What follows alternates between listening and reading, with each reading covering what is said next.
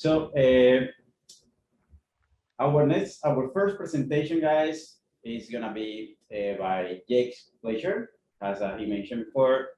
He's from Miami-Dade Honors College at the Department of Computer Science, and he works is titled a time series analysis of blockchains based on cryptocurrency price changes. Okay, so Jake, go ahead. Are you ready? Yes, good morning, everybody. Good morning. Before we get started, I'm going to drop a few links in the chat. The first one is a shortened URL that points to my slides. The next one points to the same place, just you can use whichever one works for you, right? So you can click that and you get access to the slides that I will be presenting. I'm going to share my screen. Oh, I already see a few of you here. Awesome. That's great. And keep in mind, if I lag or if my internet cuts out, or if you have any questions, just let me know and I can backtrack or answer your question or whatever the case may be. Hey, okay. Yeah. Oh, good. I'm Jacques Fleischer. I'm from Miami-Dade College. I'm a participant in the REU Nano BioHub time series analysis of blockchain-based cryptocurrency price changes. What is a time series? What is cryptocurrency? What is a Bitcoin? Bitcoin is a very popular word, but what defines a Bitcoin? And how can we predict if Bitcoin will go up or down or sideways? So this is the roadmap for my presentation. If you are viewing my presentation, you can click on the link to GitHub and you will see my program and you could try it yourself and experiment with it. This presentation will first go through the thought process behind this experiment, the implementation and how the experiment is structured, and finally the results and the conclusion of this experiment, where we discuss the findings of this experiment.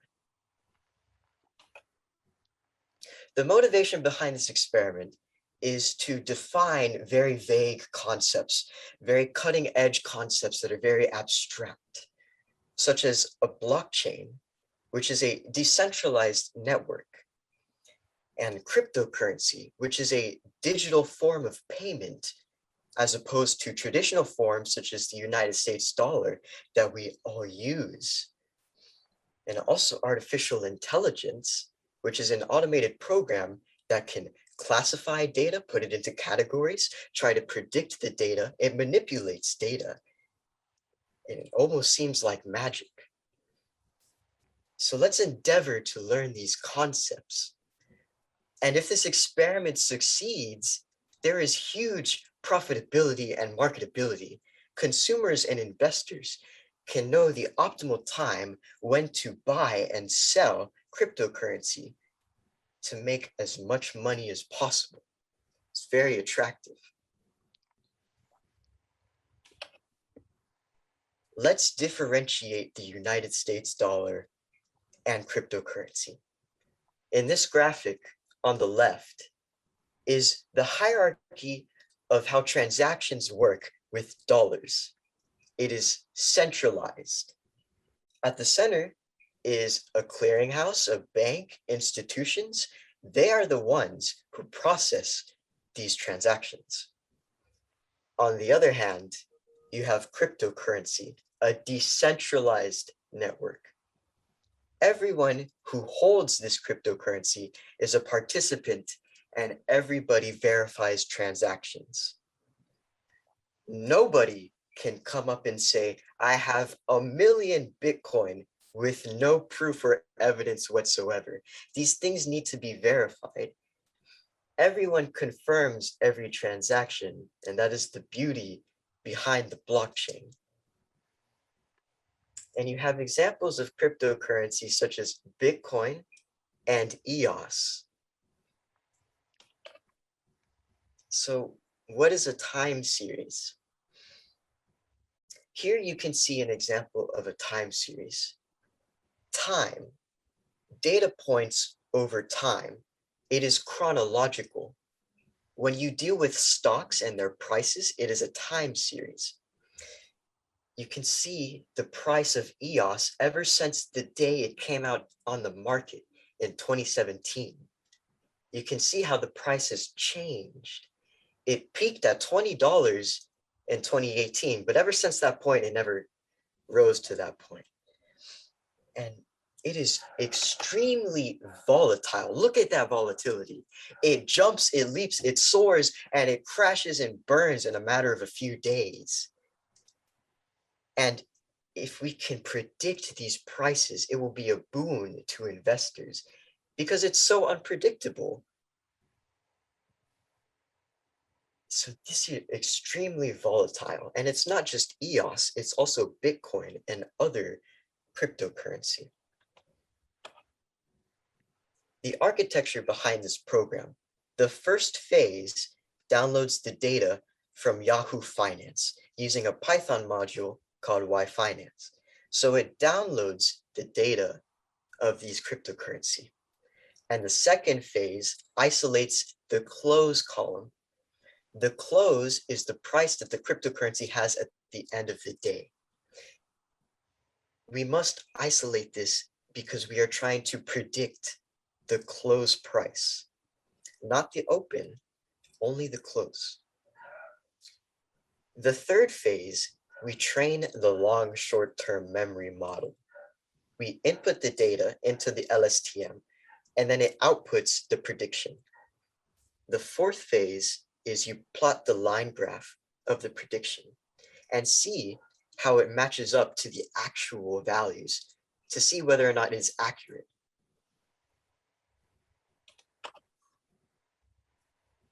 This is the structure of a long short-term memory.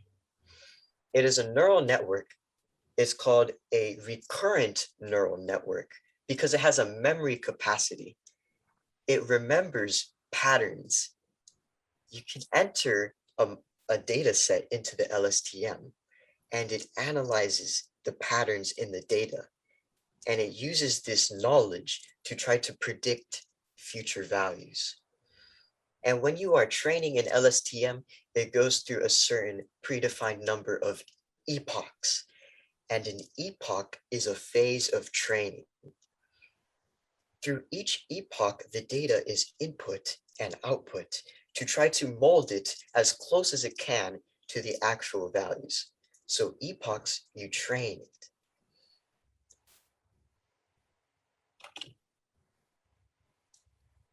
The results of EOS when it is put into the LSTM.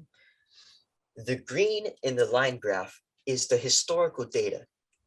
This actually happened. These are the true values.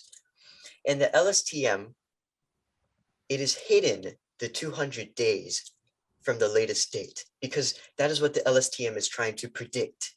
You don't want it to know the last 200 days because that is what it is trying to guess correctly. The red is the prediction, and the blue is the actual values of what happened on that day. And now this is a little bit hard to see if only we could zoom in. And now we are zoomed in to see just how far apart the prediction is from the true value. It is very close. There is minimal differentiation.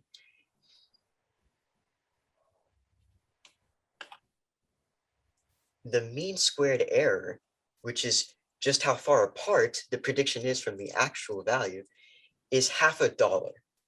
$0.50. That is so small. These results are fantastic. And when we manipulate the epochs in the LSTM, you can see 5, 15, 25, 50, and 100 epochs.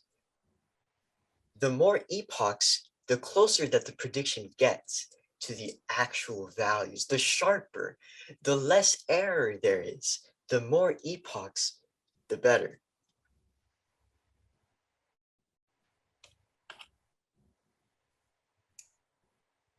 Instead of just EOS, you can also do Bitcoin, Ethereum, Dogecoin, any cryptocurrency you can think of. It also works with stocks. So the LSTM trained Bitcoin. It had very accurate results, also with Ethereum. But Dogecoin is a special case because the LSTM trained with the green section of the graph, which showed relative inactivity. There were no ginormous spikes in the prediction.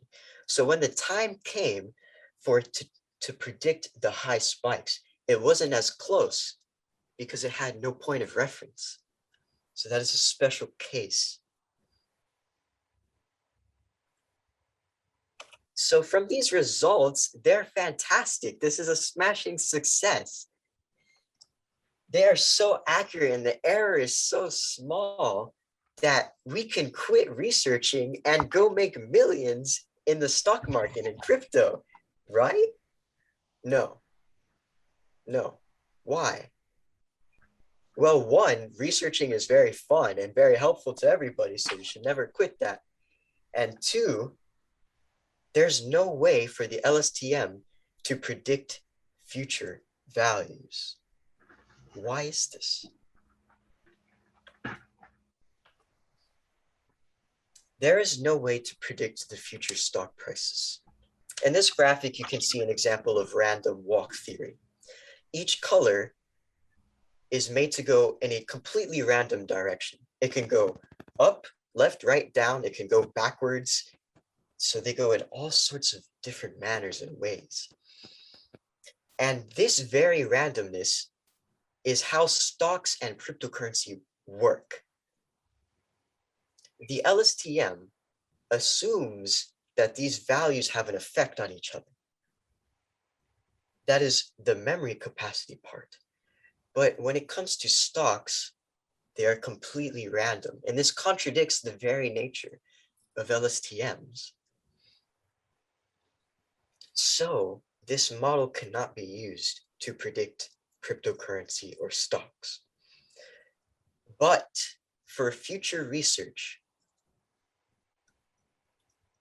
we can analyze Twitter feeds from influencers such as Elon Musk, and we can gauge whether public sentiment on a cryptocurrency is positive or negative. And we can incorporate this into artificial intelligence to output whether or not it is a good time to buy these cryptocurrencies.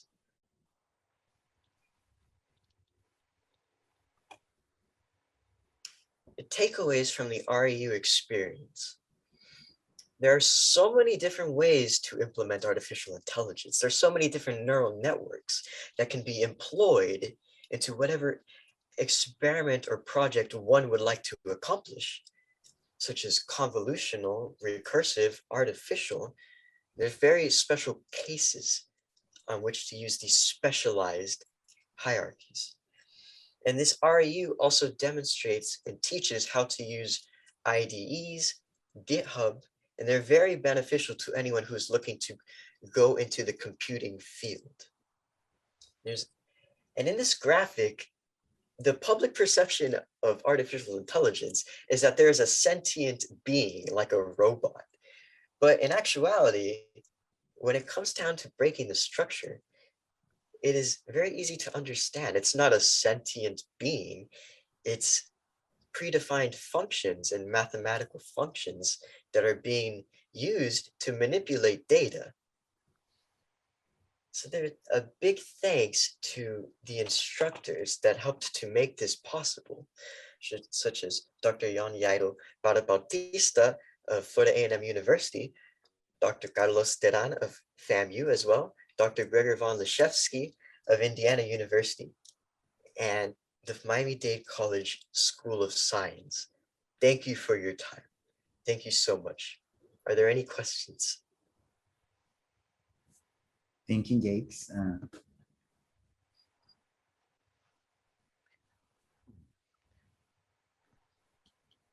Yeah, very good. Thank you, Jock. That was excellent. A very good presentation. Thank you so much. Thank you.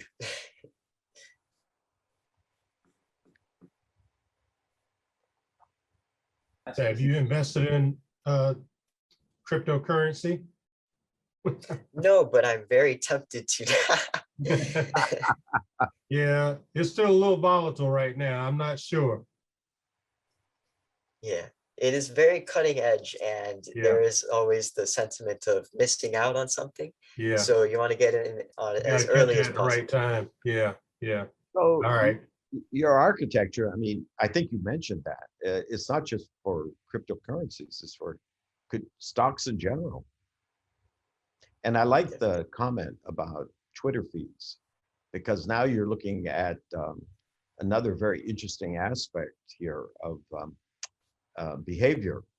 And here's where behavior analytics can come in, trying to figure out, you know, what people are thinking and doing. And so that one of the big data problems that we have is the validity and veracity of information coming over our social media like Twitter or Facebook. And so you hit upon something very, very interesting there. Definitely. And I'd like to reiterate that LSTM doesn't work because you need to input data such as volume or market cap. And if you are trying to foresee the future, there's nothing to go off of. You don't have those data points. Right. So thank you. Thank Right. you, guys.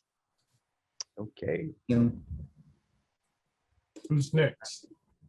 Thank you, Jake, for that amazing presentation.